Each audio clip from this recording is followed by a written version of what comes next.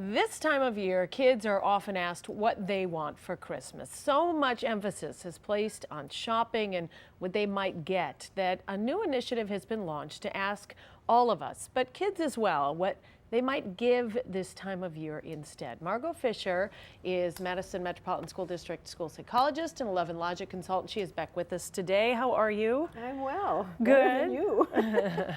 Laughing as I'm hacking in between commercial breaks here.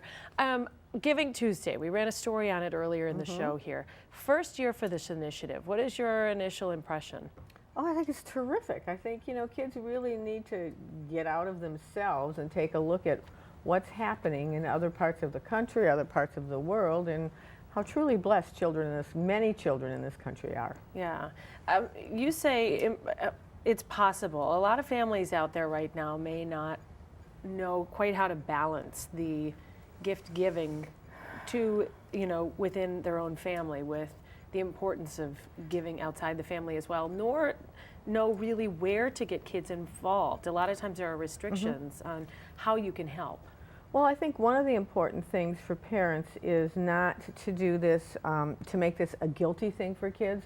Look at all you've got, there's children in China starving, things like that, so that doing this in a mindful way, saying, well, you're hungry right now. What does that feel like? What do you think other kids who are hungry feel like? Can you think of places where kids might be hungry all the time? So that the kids actually have to think about it rather than just telling and lecturing them, having them do some mindfulness around it. So actually there is a resource, an online resource, and we've posted the Facebook link to this. 3 ways to help your kids understand giving during the holidays. They say first you need to understand the needs, so just exactly what you were saying. Right. Take an opportunity where you're talking about food or talking about a backpack. There's a specific backpack initiative they talk about here.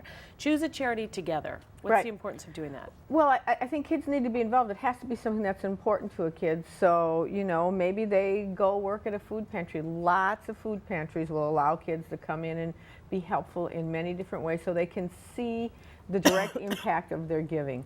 It just needs to be something that kids are involved in so they take ownership in the process.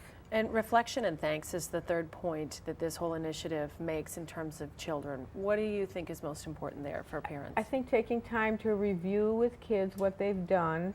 How did they feel about being able to give to other kids? How do they think those kids that are getting something will feel? Less telling kids what to do and how to do it, as opposed to making kids reflect back and think about what they've done today, how they felt about it, how the people who are getting what they've given might feel about it. What would you like to do from now on? It doesn't have to be just between now and Christmas.